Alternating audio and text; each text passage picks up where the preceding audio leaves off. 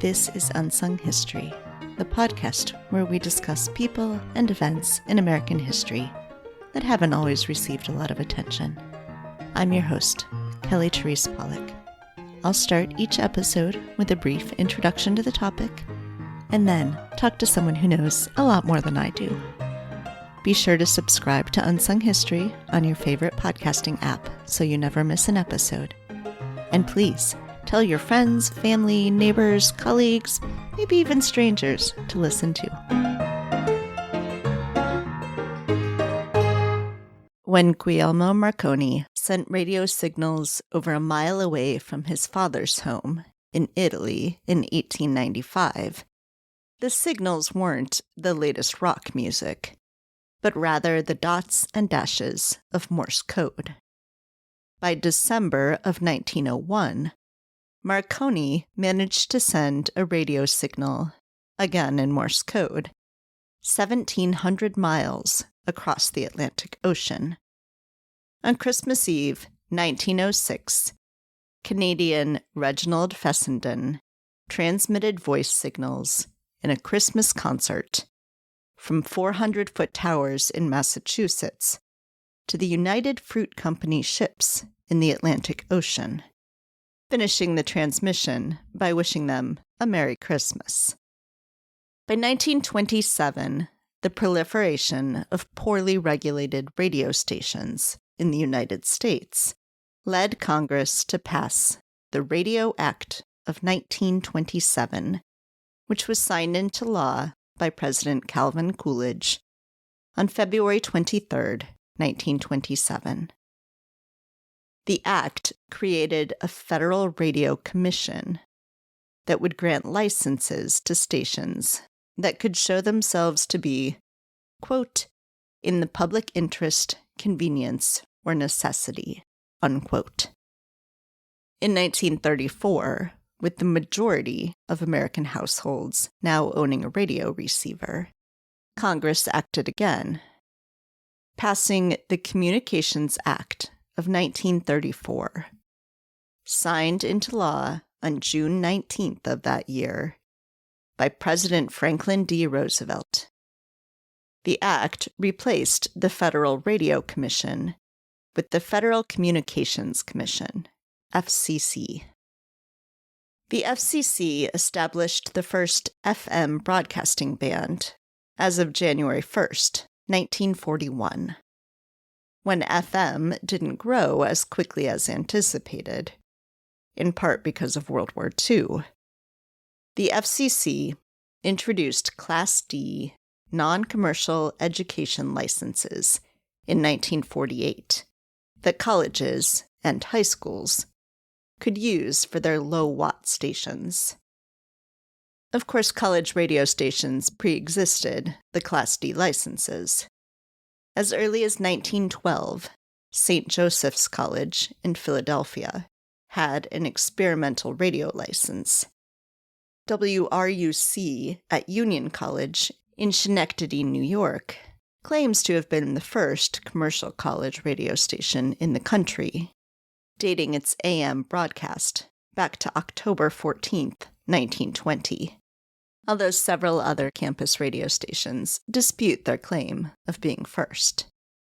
Curry College in Massachusetts offered a radio broadcasting major starting in November of 1932. Prior to FM radio broadcasting, many campus radio stations employed carrier current transmission, also called wired wireless, which sends radio frequency signals through electrical wiring, which is especially convenient when the majority of listeners live in dormitories on campus. By 1967, 326 FM radio signals in the United States operated as educational radio, 220 of which were owned and operated by colleges and universities. The type of programming that these stations offered varied widely, from lectures and sporting events to various kinds of musical shows. Toward the late 1970s, though, a musical genre known as college music or college rock, appeared on the scene. American DJ Casey Kasem began his weekly American Top 40 radio show during Independence Day weekend in 1970, and spent 18 years counting down and playing the top 40 songs from the Billboard magazine Hot 100 singles chart. As commercial radio stations played tightly controlled rotations of top 40 hits by major labels, many college DJs sought an alternative, playing more obscure music or focusing on discovering newer artists.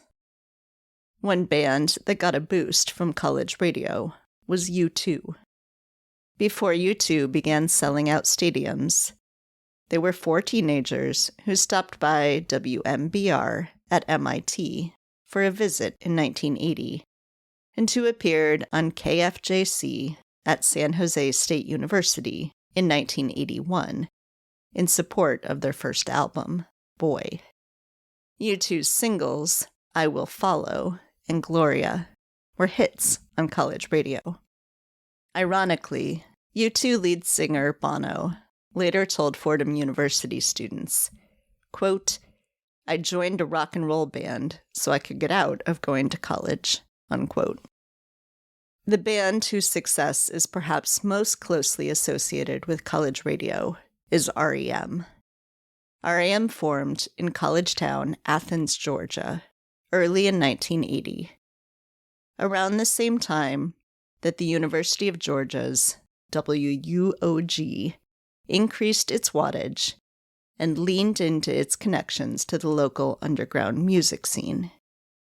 WUOG wasn't the only college station to play REM.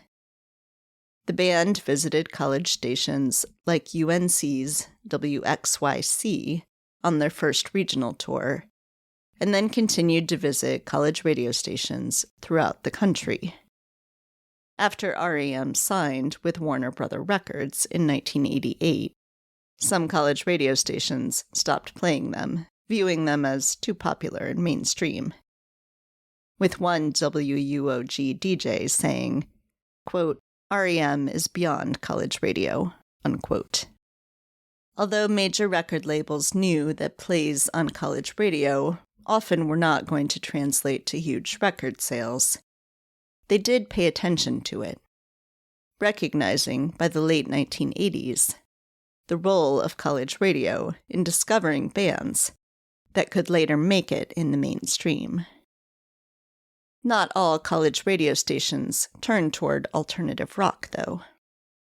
On November 7, 1967, President Lyndon B. Johnson signed into law the Public Broadcasting Act of 1967, which issued the Congressional Corporate Charter for the Corporation for Public Broadcasting. National Public Radio, NPR, funded in part by the CPB, was incorporated on February 26, 1970, and began broadcasting in April of 1971. Many college stations chose to become NPR member stations, playing NPR content for at least part of the day in an effort to have a more consistent, professional sound representing the college or university. Despite the waning prevalence of radio in the age of streaming audio, as of 2023, somewhere close to 400 college radio stations still broadcast on FM in the United States, with a couple dozen more operating only over the internet. Joining me to discuss college radio is Dr. Catherine Rye Jewell, a professor at Fitchburg State University, and author of Live from the Underground, A History of College Radio. Oh, college days, dear college days, the time we'll never forget, that golden haze of student days is round about us yet.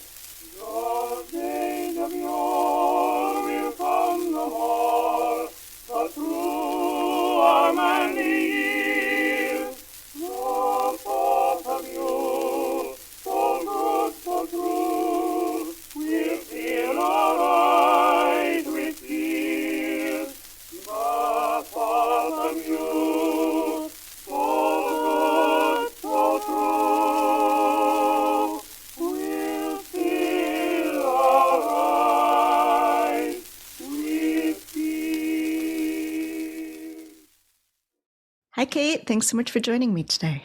Thank you so much for having me.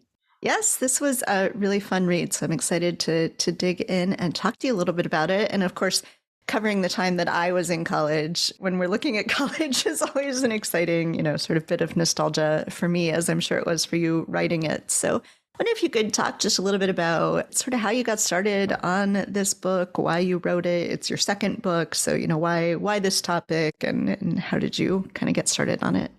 Yeah, so I started this book because my alma mater station, WRVU at Vanderbilt University, was one of a series of station sales that happened around 2011 that was very prominent. There was a New York Times article about it, and there was this overwhelming sense that college radio was on the decline, along with broadcast media in general.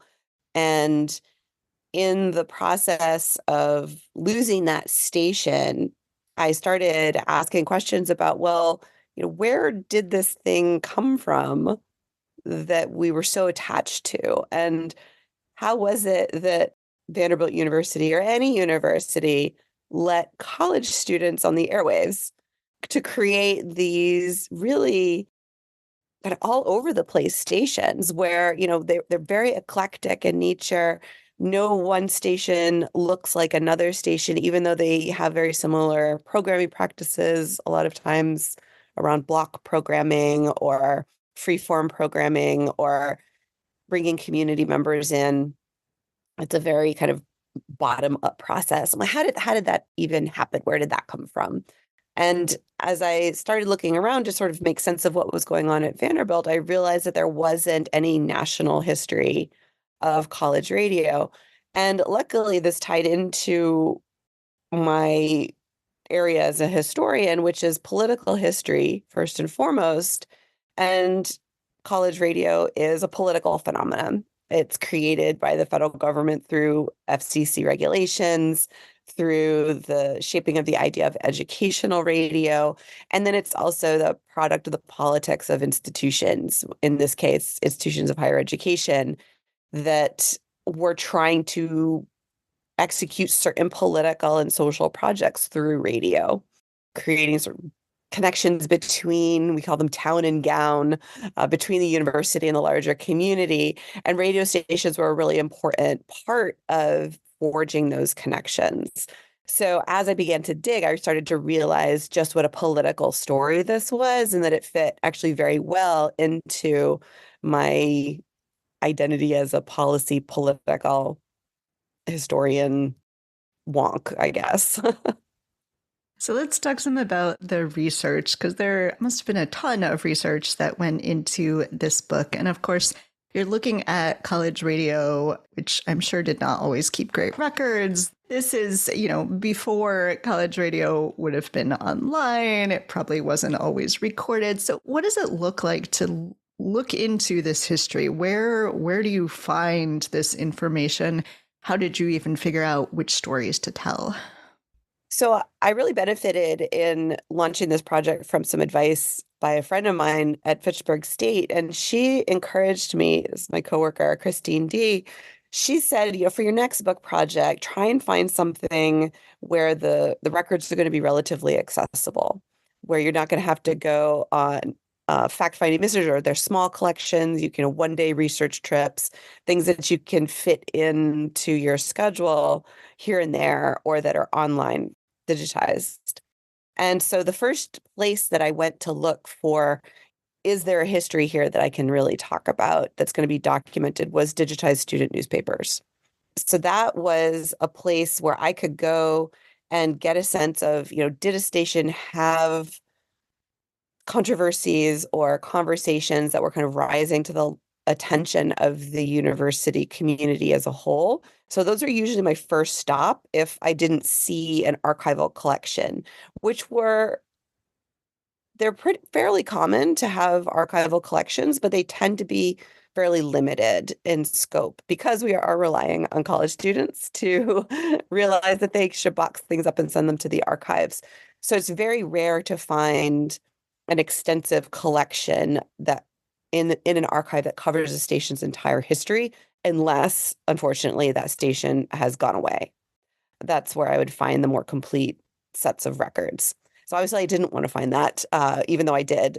In the case of, say, like Rice University, I found their records. Or if there was a station move, sometimes they would box everything up. And so I'd benefit from that. Or if there was a big anniversary, say the 75th anniversary of the station, a lot of times there would be a lot of record collecting that would go on as a result of that. So those were sort of the two main sources that I had, any kind of archival collections, and they tended to be pretty accessible. I think the largest collection I ran into is the one at Yale, which because of the pandemic, I never even actually got to go visit in person, but it was extremely large, many, many, many boxes. I don't even remember how many, but most of them were about between 1 and 10 boxes of archival material. So pretty doable. And a lot of them would be like FCC logs, which I don't do that kind of history. So I was not looking at, technical specs of transmitter logs or that kind of thing. So I could usually go in a day, in an afternoon, and get what I needed from an archive or have it scanned. And luckily, archivists are very generous people. And especially during the pandemic, they were very, very helpful at scanning things and sending me things or photocopying things. Major thanks go out to the archivists at Loyola Marymount who photocopied basically the entire collection of KXLU for me. It was such a rich resource and so valuable. But that being said, there's still so many gaps in this history that the recorded record is really not there. It's in the tapes of DJs in their attics, if they've held on to them, or in their scrapbooks and their memories. And so I did do a lot of oral histories. I did a lot of interviews. Luckily, this is a relatively recent history. And so I was able to rely on that as well. But there's so much out there that is not documented, and groups that would have shows on stations who really weren't included as part of the larger kind of governance structure. And so their records weren't always preserved. So there's a lot of voices that are left out of these archives, as with archives in general, but in particular in this case, because of the kind of institutional nature of college radio. So you mentioned earlier how did this even come into being that colleges let students onto the airwaves? Could you talk a little bit about all the competing interests there are in a college radio station, like all the different constituencies it's serving or maybe not serving very well, all the different people who think that they have a claim in making decisions about what things should look like? Yeah, and this is really where the heart of the story is in this book, is around these competing interests. Because I think one of the things I discovered very early on is that these stations were not just, sort of a political entity kind of fighting for one type of radio, but rather the stations themselves were a kind of battleground over these kind of larger culture wars issues about what culture should sound like, what should the role of universities be in shaping the public square, facilitating the public square, facilitating urban renewal, cultural uplift, right? With all the sort of ickiness that that word might entail. All of those kinds of tensions were very much present at these stations, including all the way to the educational functions of universities. Are they there as engines of economic development to train students for jobs and with this particular skills required by those professions, or are they engines of knowledge and cultural creation and exploration where the market function isn't necessarily known or predetermined? And so first and foremost, these stations are pedagogical. That's really where they come from. Students playing around with, in electrical engineering departments way back in the teens and the 20s. That's where a lot of stations started. So it's about doing radio, giving students that kind of hands-on experience, whether in engineering departments or in communications departments or journalism departments or broadcasting, if they want to go on into that career field.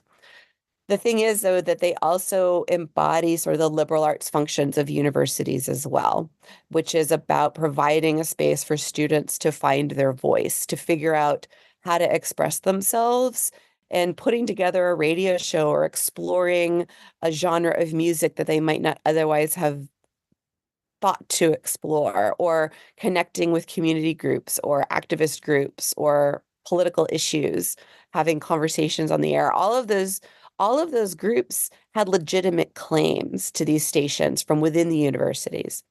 But these radio stations exist on the public airwaves, meaning that the people in range of them also have a claim to them.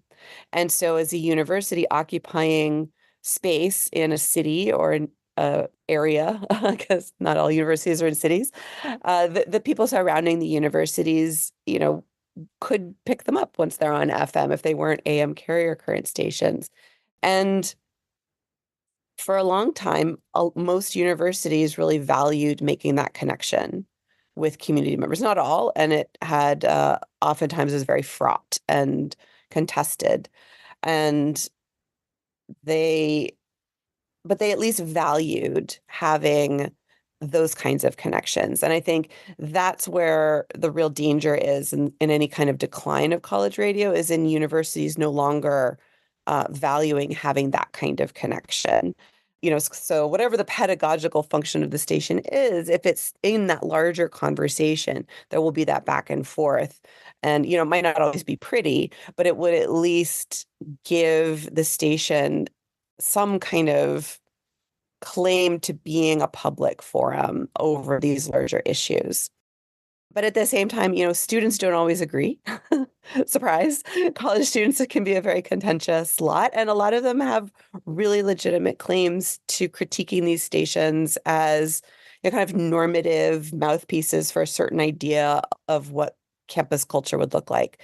So, in the 60s and the 70s, the campus movement, the Black campus movement, Latinx students were critiquing these stations as, another example, like they were critiquing academic programs and admissions policies, that these stations weren't exempt from that. And so these stations become a really important crossroads for students to be able to figure out what they want the university to be supporting in terms of its public face of who the student body is and what kinds of outreach that the university is going to be doing. There's a lot of claimants.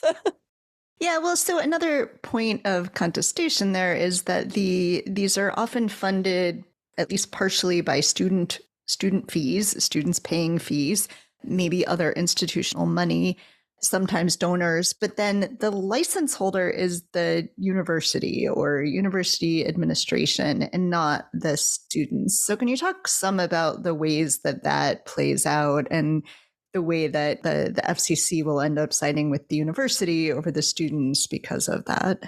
Yeah, and I think, it cuts to this larger question, which is very much in the news, certainly still right now, about student free speech. And that, a lot of students will make that claim of, the university is trying to censor when they maybe come into a station and want it to shift programming. Although the mechanisms for that are never quite so overt. There's only a few handful of examples of an administration coming in and kind of like wholesale taking over, getting rid of a station for those stated reasons. But there are ways that they're pressuring stations or supporting them and trying to push them into certain types of programming. So sort of the flagship example of this, I guess we'll say, would be when the University of California at Santa Barbara gets in trouble for playing a raunchy song, and the PMRC, the Parents Music Resource Council, and Tipper Gore get involved. And it's this kind of textbook kind of culture wars battle over content.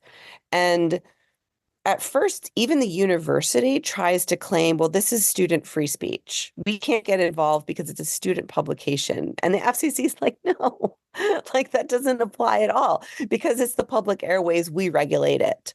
And so we have the say. And so universities had kind of defaulted since the 1960s and 1970s to letting students have kind of free reign over any form of student media, and that included radio. There was an interesting court case that actually originated from the institution where I'm at, Fitchburg State, which is a regional public institution in Massachusetts.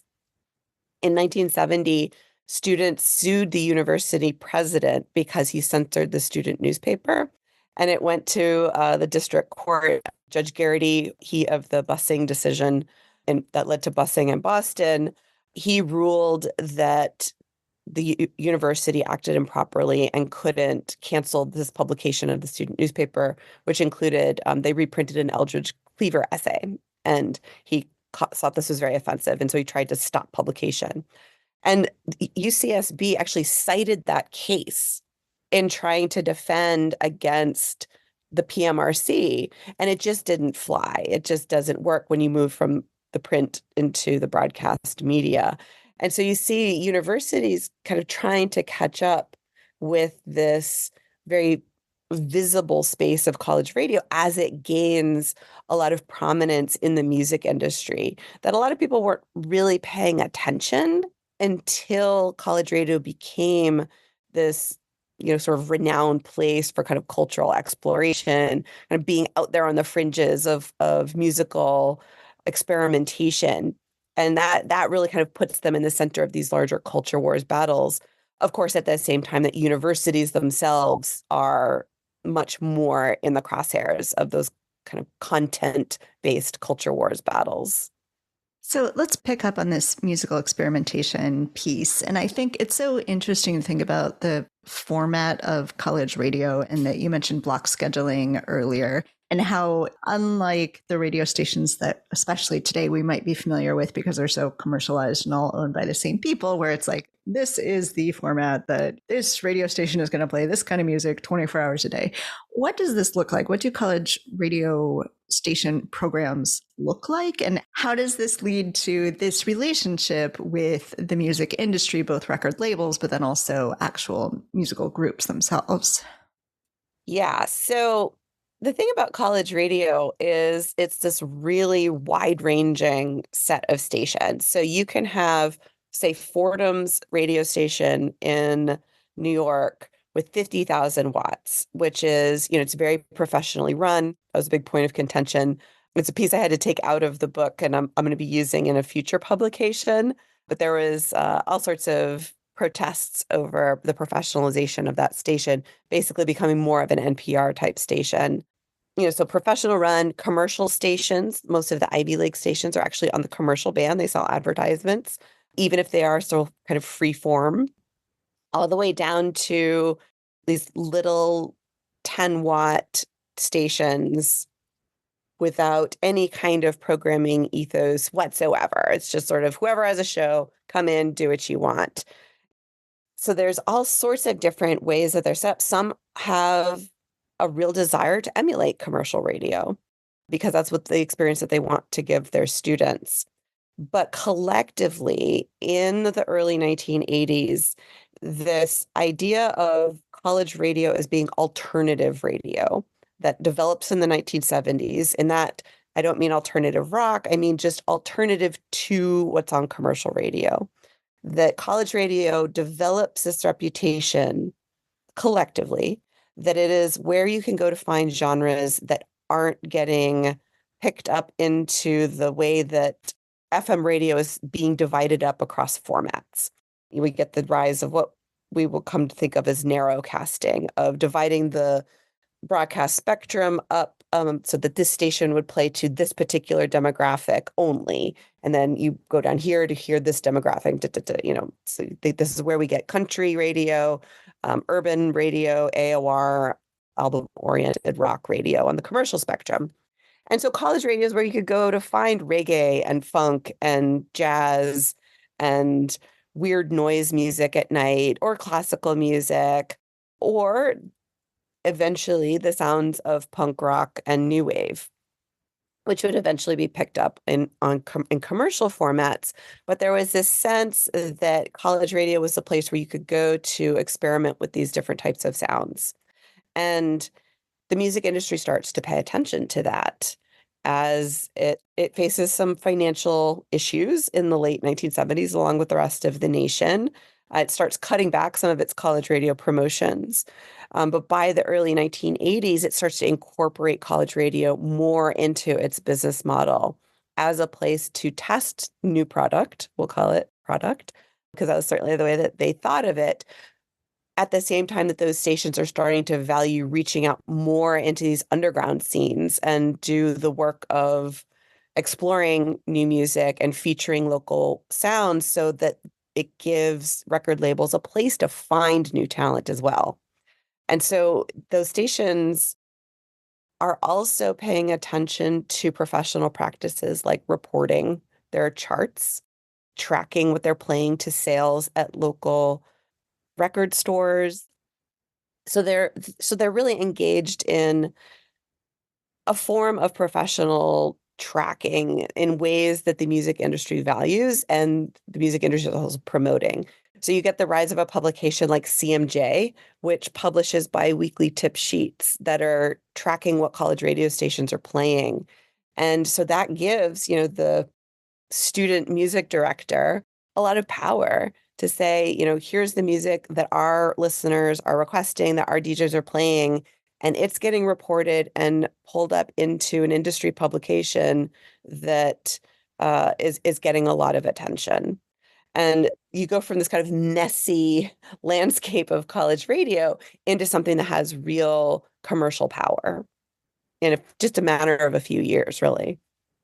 So I was really interested in this idea of, you talked about it being an alternative radio space, and some of these stations that are so committed to being the alternative or independent that they either don't want to play major record labels at all, or they think, once a band is also on MTV or whatever, depending on what era we're looking at, like they're too big, we can't play them anymore. Could you talk a little bit about that and the tensions between that and what the students on the campus who are paying student fees for the radio might want to listen to that top 40 kind of music? Yes. So there's a real tension over whether or not these stations should be, that a lot of times they're referred to as like a jukebox, if they just play the best hits and whatever students want to hear. And of course, this is a time when we don't have streaming, so you can't just like pull up whatever the top hits are and like have a robot kind of curate, the most popular sounds for you. And records are expensive. And so students, they did want this service and they had a real claim to it. But my favorite quote is from, I think it was a DJ at the University of North Carolina who says, well, we don't just go down to the campus art museum and want to see 200 copies of the Mona Lisa, that our role is educational. And on our radio station, that includes educating students about all this other music that they could be listening to. And I think that's what's so fascinating about that moment of transformation in the early 1980s when the music industry is taking notice, is that the student practitioners of radio and community DJs as well are really taking seriously this idea of educational radio as doing service in music and cultural creation, of giving air to these sounds that otherwise wouldn't be heard in a kind of wide-ranging way. Now, certainly there's limits to this, right? That they have their blinders on, that a lot of time it was mostly white artists that a lot of students were playing, mostly male artists that, kind of rose to the top of playlists. But they were very genuine in that desire to serve an educational function, that they use it defensively against any kind of, attempts to make them play all the hits all the time. But I think that they were very committed to that as an idea at a very crucial moment. So it actually helps carve out and protect these stations as serving that role. And as that reputation develops, as they prove that they have this kind of market function, as you get bands like REM that do then cross over from the college rock into the mainstream scene, people, recognize that there is value to that. And it does end up giving them the protections that they wanted. one of the things, of course, about anything run by college students is that college students don't stay very long. They graduate and move on. And so there's this interesting tension sometimes between occasionally there's like a professional staff member or two at a radio station. There's the student volunteers, whatever percentage is student volunteers. And then there's often community members too who are DJing. Could you talk about that some? And, this goes back to that earlier question about the various aims and competing tensions, but what that looks like in terms of trying to run a radio station when the people who are running the radio station are graduating or get busy with other things and don't always have the same schedule available, what that might look like. Yeah, that there's varying levels of kind of commitment that are often thrown at different partisans, let's say, at different moments in time of, certainly there's a lot of turnover in student staff, and a lot of that it translates to the leadership of stations as well, because most student-run stations are student activities, meaning they get funded through a student fee. Sometimes those are held up to referendum votes. If students are really unhappy with a station, they will actually hold a referendum and try and claw back some of that student fee funding if they don't think that the station is serving the student body in the way that they want, with those popular demands sort of as part of that conversation. So because they're student activities, that means that students have to hold the positions of leadership because they're the ones who have to go and represent the student, usually to the Student Government Association. So it's usually required in the part of their bylaws that the president and vice president and executive board staff be students. The thing is that you'll have stations, though, with a long-term community DJ roster.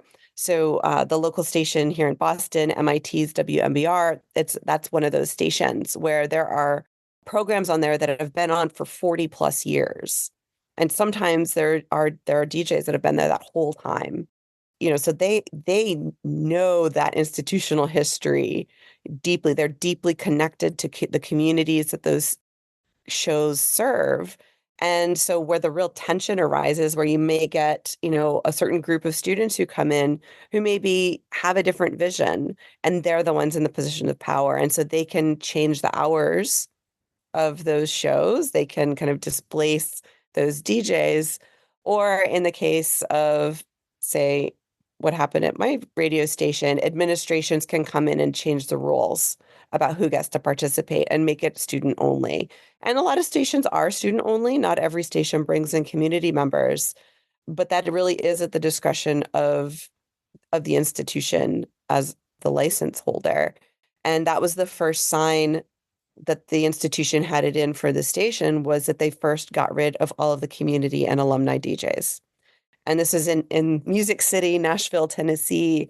And so you can imagine the kind of community DJs that our station had, right? Like deeply connected to the country music, bluegrass, just amazing community DJs were on that station for many years. DJ Ron, who was still on, he was on when I was there, but he had a show starting in 1994 on Saturday nights called Out of the Closet. It was a gay dance music show in the buckle of the Bible Belt. And that show lasted until right before they got rid of all of the community DJs. I think they did that around 2007, 2008. I'm probably misremembering that, but it was before the sale. And that was an institution in Nashville, and he was connected to activist groups, and, it was a lifeline for young people who, were struggling and figuring out who they were, and as well as like a major place to go for fun music on a Saturday night on the radio dial. So getting rid of an institution like that on the radio station had a real effect on the community. And sometimes institutions value that, and that's great, but it is at their discretion. And so it's always a little bit of a tenuous thing. Let's talk then a little bit about sort of moving into the present, because of course, everything has changed with radio since 2000. And it's clear from your book that there were already changes happening. Like, it's not the internet that changes everything, but the internet then comes along and continues the changes of everything. Obviously, we are talking on a podcast, which is a totally different thing that didn't exist when the two of us were in college. So can you talk a little bit about what the landscape looks like now? So what's interesting is that I think we're seeing a real return to the broad diversity of college radio, where student DJs feel much less tied to this idea that college radio is an engine of musical discovery and of that it must be out there kind of on the fringes of whatever's new. Certainly it continues to serve those functions and especially showcasing local music. But I think we're at this really exciting moment where even though there are dangers in the decline of this type of media and a potential lack of institutional investment, I think it's an exciting moment because it's a moment where we could really let students and community members figure out new functions for these stations and to look more broadly at how they have functioned in the past as those connective points between institutions and communities, or as innovative ways of sharing information and creating conversation. And I think college students are really creative and innovative. And I think if we give them the space to do that, they will come up with really interesting things for these stations to do and ways for them to work. And the biggest threat, though, to doing that is the fact that our students don't have the time because they have to go and work to get themselves through college. So my students at my institution, participation is way down in student radio, not because they don't want to do radio or they don't think that radio is valuable, because they have to go work at Dunkin's for 8 hours after they go to class. And so to me, that's the real threat to college radio, is our broader disinvestment from higher education and supporting these institutions and all of the many types of public goods that they facilitate. On the one hand, it is a sort of tragedy of looking to these institutions to serve all of these many functions as engines of economic development and urban renewal and workforce development and cultural creation and, all the many things that, we ask, many functions that we ask universities to perform. But in the process of looking at those relationships, we're in danger of getting rid of some of the most valuable functions that they do perform and can perform, particularly in a media space. And podcasting, I could go on and on about podcasting, but there again is that kind of democratic media where anybody can do it. And college radio had that kind of ethos about it. Anybody could get on the airwaves, anybody can do it. The same thing goes in with podcasting. The thing is that we see in podcasting a very similar thing happening that's happened in radio, which is the well-funded, institutionalized broadcasters are the ones that kind of monopolize the conversation and get the most streams and kind of drown out the small producers. And so it all comes back to the forms of institutional support that we provide to content creators. And a good plug to listen to independent podcasts. That's right. So it's a fascinating book. I think anyone would be interested, but especially anyone who is involved in college radio or just who went to college between 1970 and 2000, I think we'll get a lot out of this book. And of course, former Unsung history guest Kevin Cruz shows up in the book too. So how can listeners get a copy? Well, you go to UNC Press for copy and bookshop.org is available in paperback as well as ebook, and it will be available as an audiobook soon. Excellent. Well, Kate, thank you so much for speaking with me. This was great. Oh, thank you so much for having me. It was awesome. Oh, college days, dear college days, the time we'll never forget, that golden haze of student days is round about us yet. Thanks for listening to Unsung History. please subscribe to Unsung History on your favorite podcasting app. You can find the sources used for this episode and a full episode transcript at unsunghistorypodcast.com. To the best of our knowledge, all audio and images used by Unsung History are in the public domain or are used with permission. You can find us on Twitter or Instagram at unsung__history or on Facebook at Unsung History Podcast. To contact us with questions, corrections, praise, or episode suggestions, please email Kelly at unsunghistorypodcast.com. If you enjoyed this podcast, please rate, review, and tell everyone you know. Bye!